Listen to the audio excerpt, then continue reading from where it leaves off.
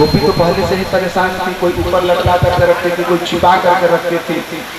भगवान इतने चोरी करते ही थे। अंधेरा कमरा था, भगवान ने कमरा में प्रवेश किया, ढूंढा, माखन कहीं मिला नहीं, एक मटकी मिली जिसमें माखन पड़ा था।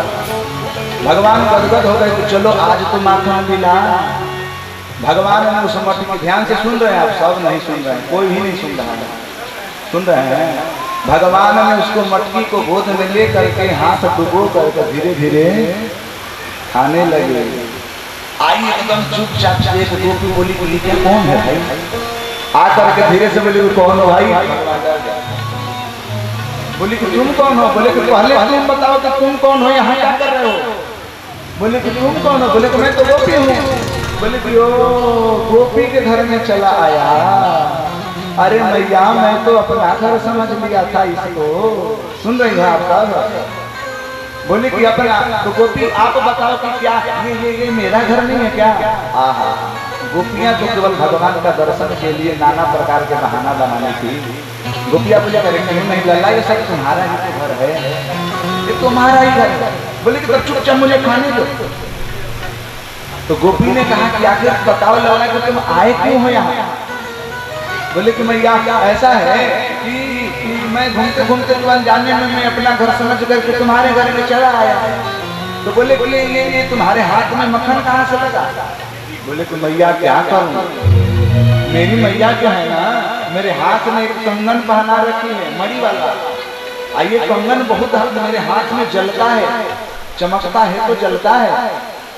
तो हाथ मेरा गर्म हो गया था, तो मैंने सुना कि मक्खन जो होता है उसका तासीर ठंडा होता है, तो मैंने इसमें हाथ डाल दिया ठंडा करने के लिए। बोले कि लल्ला मुझे मूर्ख समझ रहे हो क्या? हाथ में यदि घड़े में मटके में यदि हाथ डालोगे तो मुंह में मक्खन थोड़ी चला जाएगा।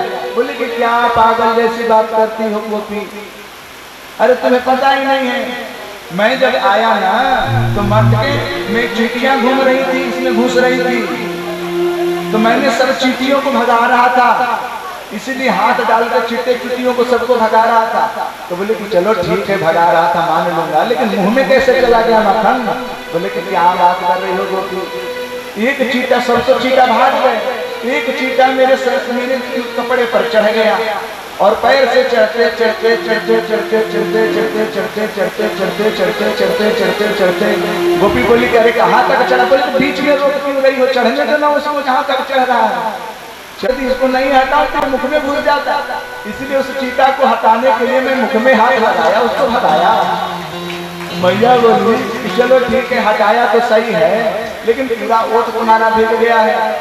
बोले कि मैया अब तुम ही बता, हाथ में मक्खन लगा, मुंह में चींटा घुस रहा था, उसको हटाया तो थोड़ा सा ओठ पे मक्खन लग गया, तो मैया तुम ही बताओ कि क्या मुख में लगा हुआ मक्खन को थोड़ा सा चाटने में क्या दोष है? इसीलिए थोड़ा सा मैं भी चख लिया। गोपी ने कहा कि सच बता, चोरी तो तूने की ही। अब बोले कि तुम चोरी कहो चाहे कुछ भी कहो, उससे हमें क्या? बोले कि मैया को मैं कई बार कही हूँ कि देख तुम्हारा लल्ला चोर है, चोरी करता है, तो मैया मानती नहीं है। आज देखो पकड़ करके लेकर के दिखाऊंगा। पकड़ लिए भगवान को कि चलो आज प्रत्यक्ष रूप से मैया को दिखाऊंगा कि देखो रंगे हाथ पकड़ी हूँ, हाथ में मक्खन लगा है। भगवान बोले चलो कोई बात नहीं। अब भगवान को पकड़ करके रास्ते में ले जा रही थी, मैया से कहे कि देख मैया ये वाला हाथ मत पकड़ो, बड़ा दुख रहा है, ये वाला हाथ पकड़ लो। तो गोपी ने क्या किया कि दूसरा हाथ पकड़ने के चक्कर में हाथ धीरे से उसी के लड़के को हाथ पकड़ा दिए, अपना अपने बच्चे को हाथ पकड़ते लेते चले गए। भगवान चुपके से आकर के अपने घर में ही सो गए और धीरे से रुदन करने लगे। मैया बोली कि भैया क्या हुआ? अभी तो तुम बाहर गए थे। बोले कि नहीं मैया बाहर तो गया था, लेकिन मुझे मजा नहीं आया, आनंद नहीं आया, इसलिए आकर के सो गया। अरे मैया मैं सपने में मेरे शरीर पर बिल्ला चढ़ गया था, बिल्ला डर गया मैया। बोले कि अरे लल्ला कोई बात नहीं, कोई बात नहीं, चलो बैठो बैठो बैठो। मैया भोजन प्रसाद खवा रहे हैं, इधर से गोपी अपने बालक को हिंदी करके चली आ रही है मैया के पास। क्यों मैया, ए मैया, मैया का ध्यान ही नहीं है। बोलिए भक्तवत्सल भगवान की जय। मैया दौड़ करके आई, हाँ बोलो गोपी क्या बात है? बोले कि तुम कहते थे ना कि चोरी नहीं करता मेरा लल्ला, आज रंगे हाथ पकड़ करके लाई हूँ। मैया चाहती, अरे भैया लल्ला तो मेरे घर पे पड़ा है, इसको कौन पकड़ करके लाए हो? देख लो तुम्हारा लल्ला रंगे हाथ पकड़ कर लाई हूँ, देख लो। अब जब आगे करके दिखाती है तो पता चला कि ये तो मेरा ही छोटा लल्ला है। मैया कह रहे हैं कि तुम कहते हो कि मेरा लल्ला चोरी करता है, कैसे चोरी करने जावे मेरा छोटो सो लल्ला? मेरा जो छोटा लल्ला है वो कहाँ तुम्हारे दूर उतना जा करके तुम्हारा कैसे चोरी कर पाएगा? ये छोटा सा भजन सुनेंगे। कैसे चोरी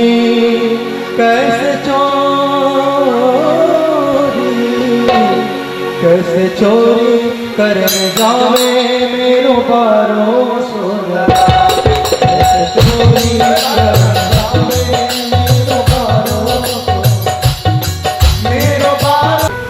मैया बोली कि इतना दुष्टता, माखन नहीं पिए थे ना मैया, वो मथनी कर रही थी। एक बात कहता शिशु निर्ममन था, थोड़ी इधर भी ध्यान दे दीजिए। वही दिन तो है कल और परसों, अब सुन ही लीजिए। एक दिन मैया मथर रही थी, अपनी दधी बिलोट रही थी। नाराज भगवान बोले कि मक्खन चाहिए, मक्खन चाहिए, मक्खन चाहिए। मैया बोली कि ठहर जा, थोड़ा निकाल लेने तो ताजा ताजा दे दूंगा, दे दूंगी। लल्ला नाराज हो गया, नहीं अभी चाहिए अभी। बच्चे खींच जाते हैं ना तुरंत। मैया कह रही कि रुक जा थोड़ी देर, 5 मिनट रुक जा, थोड़ा निकाल लो, ताजा ताजा मक्खन दूंगा। भगवान बोले कि नहीं अभी चाहिए तो अभी। मैया बोले कम नहीं दे रही। बोले कि अच्छा नहीं दोगी? इतना बड़ा पत्थर ले करके वो मटकी जहाँ मत रही थी, मटकी को दे मारा। अब मटकी गई फूट, अब माता गई रूस। मैया बोले कि इतना बिगड़ गया तू, मटकी को फोड़ते चला जा रहा है, इतना सारा दूध खराब कर दिया, तही खराब कर दिया, अभी तुझे सबक सिखा रहे हूँ। मैया ने तो उखल लिया, रस्सी ली और भगवान को बांधने लगी। पहले तो दौड़ाई, भगवान को बोली रुक रुक रुक, भगवान दौड़ पड़े। महाराज उसी आंगन में 4 चक्कर लगाई, मैया चक्कर खाते गिर। जितने देवी देवता थे आसमान से अंबर से दर्शन कर रहे थे कि हे प्रभु क्या बात है, जिन भगवान के उन चरण चिन्हों का दर्शन करने फिर भी दर्शन नहीं देते। या निशा सर्वभूतानां तस्याम जागर्ति संयमी यस्याम जागर्ति भूतानि सा निशा पश्यतो मुने। रात में जग करके, सुबह में जग करके नाना प्रकार के कठोर तपस्या करते हैं कि भगवान मिल जाए, भगवान का दर्शन हो जाए। ये दर्शन तो दूर रही, भगवान को तो मारने के लिए दौड़ रही है। धन्य है यशोदा मैया, धन्य है। मैया परेशान हो गई, अश्रु जो श्रम बिंदु है जिसको स्वेद कहते हैं, पसीना पसीना से लथपथ हो गई। नारद जी धीरे से बोले कि प्रभु कितना दौड़ाओगे भक्त को? भगवान कहते हैं देखो भक्त को तब तक तो दौड़ाओगे जब तक पसीना ना निकल जाए।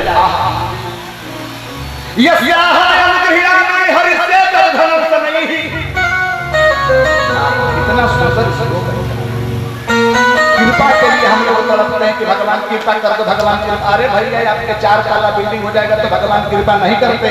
आपके 10 लड़के हो जाएंगे तो भगवान कहते हैं कि मैं कृपा नहीं करता हूँ। यस्या हम अनुगृहीणामि हरिष्ये तद धनम समय करोमि बंधु विच्छेदम सजना नाम दुख दुखितम। आपके जीवन में जब दुख आने लगा तो समझिए कि भगवान की कृपा हो गई। मैया कुंती से भगवान यही पूछे थे कि मांग लो मैया, जो मांगना चाहती हो मांग लो। मैया कुंती ने क्या मांगी थी कि विमलः तत्र तत्र जगद्गुरो भवतो दर्शनमय पुनर्भव दर्शन। प्रभु आप देना चाहते हो तो हमारे जीवन में दुख की तार लगा, मैं दुख से उरीण नहीं होना चाहती। मैया से कहे कि अरे मैया पागल हो गई हो क्या बुआ? मति तो ठीक है, मांग रही हो दुख, हो सकता है कि सुख मांगने के चक्कर में दुख मांग रहे। सुखाय कर्माणि करोतु लोके न तहि परमवान्य तुम्हारा मन्ना भिद्येत भूय स्वयं दुःखम यदा तदंतम भगवान वदेरः। भागवत महापुराण के 3 स्कंद के 5वें अध्याय का 1 श्लोक। मैया सब लोग सुख की कामना करते हैं, सुखम ऐन्द्रियकम दैत्यादेह योगेन देहिनाम।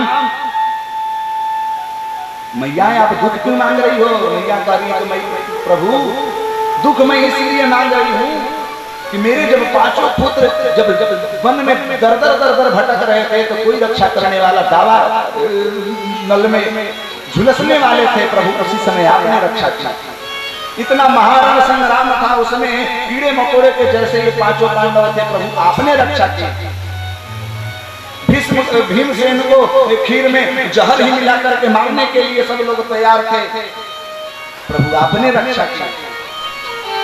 जब जब हमारे ऊपर विपत्तियां आई प्रभु आप हमारे साथ रहे। आज देखो हम लोग खुशी हो गए, प्रभु आप द्वारिका में जाने लगे। तो ऐसे सुख को हम लोढ़ा से दूर न दें, भगा न दें, मार न दें। ऐसे सुख के माथे सील पर, मैंने सील से तोड़ दो, भगा दो, मार दो। सुख के माथे सील परो जो हरि नाम विसराए, बलिहारी वा दुख को जो पल पल नाम कमाए। हम लोग दुखी ही नहीं होना चाहते हैं। एक और बात मैं बता दूं, कोई व्यक्ति सुखी नहीं है। अपने हृदय में झांक करके देखो, कोई बेटा से परेशान, कोई बहू से परेशान, कोई धन से परेशान, कोई घर से परेशान, कोई अपने शरीर से परेशान, कोई अपने जीवन से परेशान। हर व्यक्ति दुखिया है। संसार ही दुखालय है तुम्हारा, जिसमें सुख कहां से मिलेगा आपको? सुख तो केवल भास रहा है। नारद जी कह रहे हैं कि मैया प्रभु मैया थक गई है, अब तो अनुग्रह कर दो। भगवान कहे कि बस यही तो मैं चाहता हूँ कि भक्त हमें इतना पकड़ने के लिए दौड़ते रहे, इतना दौड़ते रहे, इतनी भजन करे, इतनी भक्ति करे कि उसका शरीर से श्रांत हो जाएगा, तब उसको मैं प्राप्त हो पाता हूँ। मैया ने भगवान को पकड़ा और रस्सी से लेकर के जी ही बांधने के लिए प्रयास कर रही है, बंध ही नहीं रहे हैं। सबने प्रार्थना की कि प्रभु अब तो बंध जाओ। भगवान कहते हैं कि जो मुझे भक्ति के रस्सी से मुझे बांध देता है, मैं उसके बंधन में कर जाता हूँ। हमारे पास आज भी भगवान बंधने के लिए तैयार है, लेकिन हमारे पास वो रस्सी, भक्ति की रस्सी लेकर के आओ, भगवान बंध जाएंगे। आज भगवान को ऊपर में बंधन किया गया। भगवान धूप में ऐसे टटरा रहे हैं, मैया चल गई अंदर। भगवान को ध्यान आया कि इसी आंगन में दो क्या है, क्या है? भगवान के आंगन में क्या थे? दो वृक्ष थे, यमन और अर्जुन नामक के वृक्ष थे। वो लोग भी भगवान की कृपा पाने के लिए रोज दर्शन करते थे कि प्रभु हमारे ऊपर तो कभी कभी कृपा बरसाओ। आज बढ़िया समय मुहूर्त है। भगवान बकैया चलते चले गए, उखल तो पीछे बंधी हुई थी। उन दोनों वृक्षों के मध्य मार्ग से निकले, मटकी को ही बांध दिया। ही स्पर्श हुआ महाराज, दोनों वृक्ष धाराशायी हो गए और उनके दोनों वृक्षों में से दिव्य पुरुष प्रकट हो गए। बोली भक्त वत्सल भगवान की जय। उनको श्राप लगा हुआ था जब देवर्षि को उन्होंने प्रणाम नहीं किया था। तो भगवान को आज प्रणाम करने के, हे प्रभु हम तो वृक्ष योनि में चले गए थे, हमने सोचा कि हम तो बड़े महापापी हैं, लेकिन धन्य हैं ऐसे देवर्षि नारद जिन्होंने श्राप भी देकर के भगवान का दर्शन कराया। महाराज ब्राह्मण जब श्राप भी देता है तो उसके पीछे बहुत बड़ा लाभ होता है। आशीर्वाद से लाभ तो होता ही है, लेकिन श्राप में कहीं ना कहीं लाभ होता है।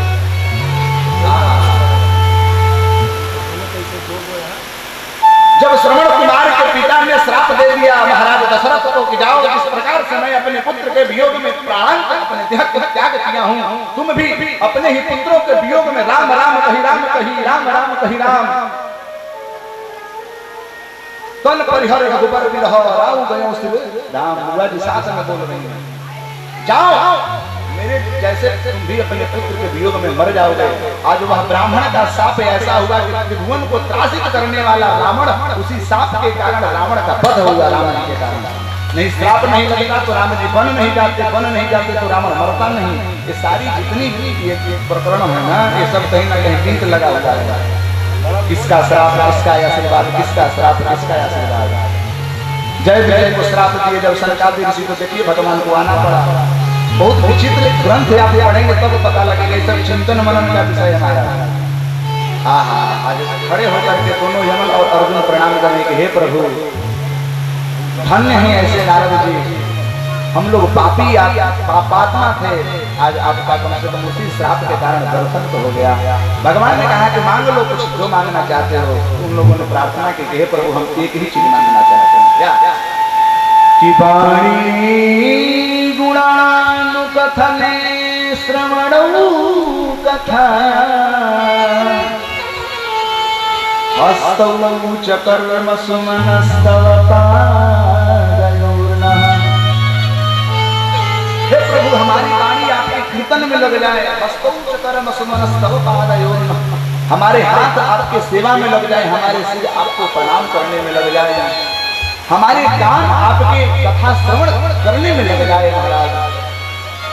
बस यही हम लोगों की भक्ति दे दीजिए कि जिन हरि कथा सुनहि नहीं ताना, जिन हरि कथा सुनहि नहीं ताना, जिन हरि कथा सुनहि नहीं ताना, जिन हरि कथा सुनहि नहीं ताना, श्रवण रंग यही भवन समाना, श्रवण रंग यही भवन समाना, जिन हरि कथा जिन हरि कथा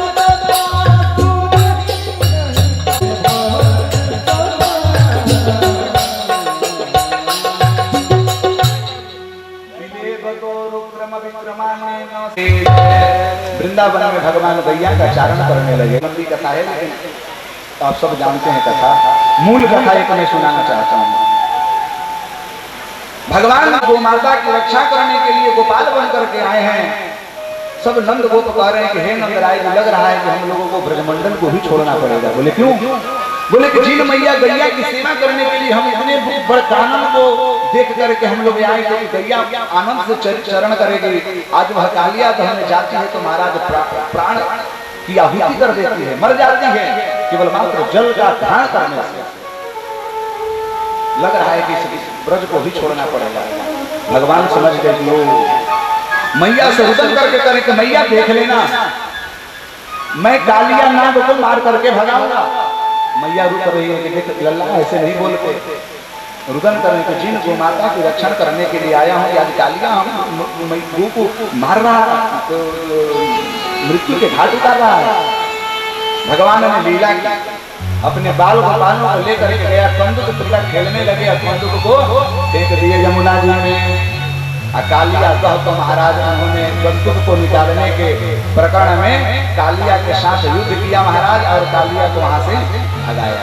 बोलिए कालिया मर्दन भगवान की जय। संक्षिप्त कथा सुनाया लेकिन इसका भाव सुना दे रहा हूं। कालिया कौन है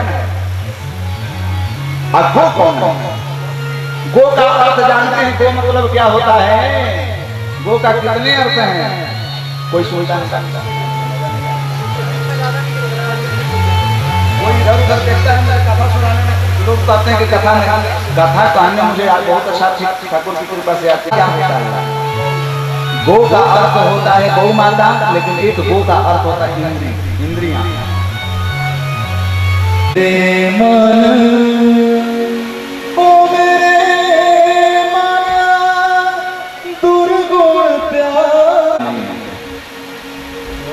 बात समझ में आई? किसी वस्तु को स्थापित करने के लिए किसी स्थान पर तो उस स्थान को स्वच्छ रखना पड़ता है।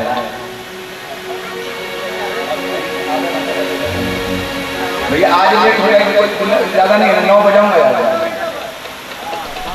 मूर्खता को हटानी पड़ेगी, तभी भगवान के भक्ति यहाँ स्थित हो पाएगा हमारे हृदय में। आइए हम इस प्रकार से गुरुओं को त्याग करेंगे। कलयुग युग नहीं होता है। कलयुग का वास कहाँ कहाँ है? कलयुग का वास कहाँ कहाँ है? मैं बताया था ना कि द्युत पान। अब पाने में सब कुछ आ जाएगा, ये भी और ये भी। इसका मतलब कि जो व्यक्ति खाता पीता है, तंबाकू आदि सेवन करता है महाराज, उसी के घर में कलयुग, और साक्षात कलयुग है।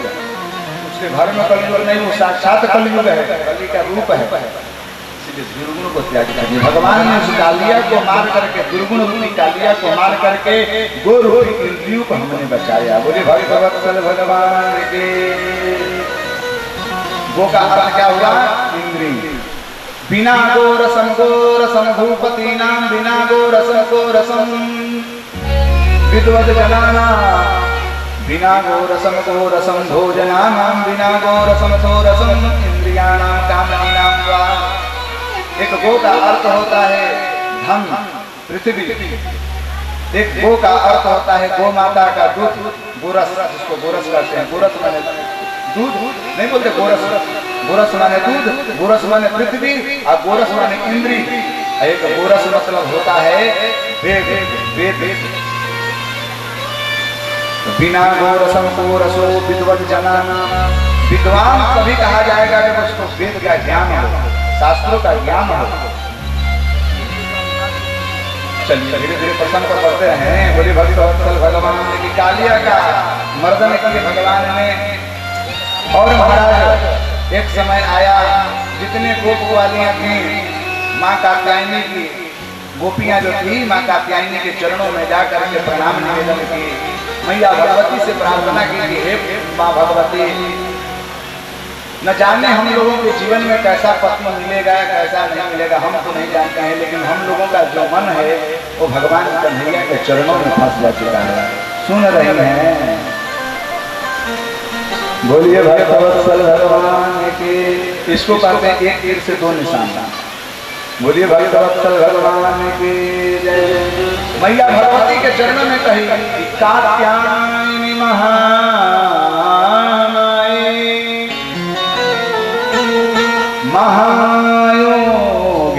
महायोगिन्यधीश्वरी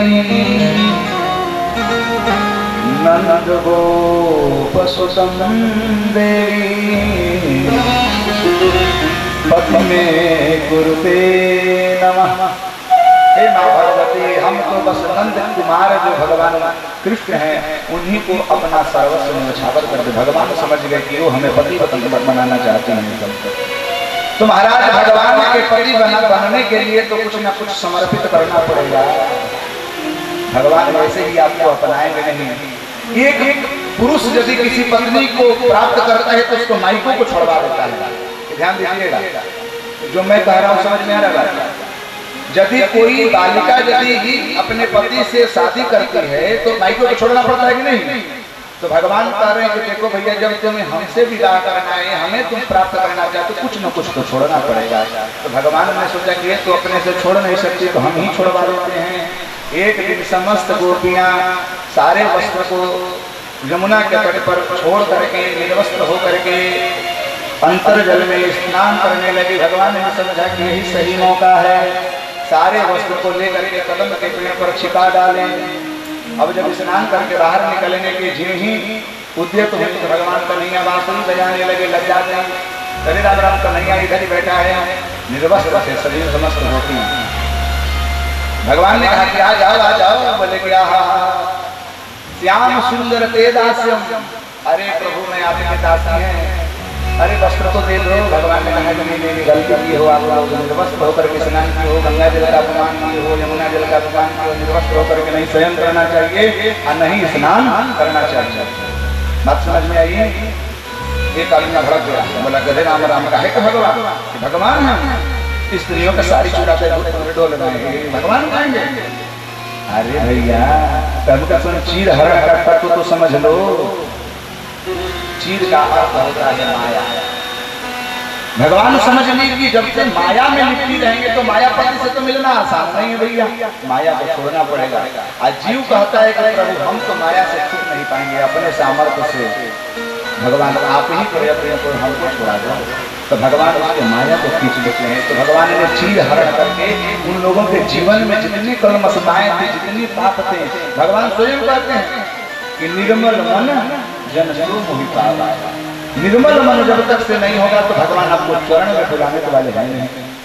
भगवान ने चीर हरण किया यहाँ पर। बस इतना आप समझें कि भगवान चीर हरण यह लौकिक व्यवहार नहीं है, ये हम लोगों के समझ से भी बहुत बड़े हैं। हम लोग समझ कल्पना भी नहीं कर सकते। बस इतना समझ लीजिए कि ईश्वराणाम वचः सत्यम दशम स्कंद। ईश्वराणाम रास क्रीड़ा के श्लोक हैं। ईश्वराणाम वचः सत्यम तथैवाचरितं क्वचित्। भगवान ने जो वचह मैंने बोला, भगवान ने जो बोला तथैवाचरितं क्वचित्, उसी का आचरण करना चाहिए। जैसे भगवान ने 18 अध्याय में गीता का उपदेश दिया, उस पर तो कोई आचरण नहीं करता, लेकिन भगवान ने रास रचाया तो इसका आचरण करने लगते हैं कि एक गर्लफ्रेंड से काम नहीं चलने वाला, कितने बनाना पड़ेगा। सुन रही हैं? बोलिए क्या बात है? बोलिए कि भगवान के सच्चिदानंद भगवान की। बस कुछ ही क्षणों में आपका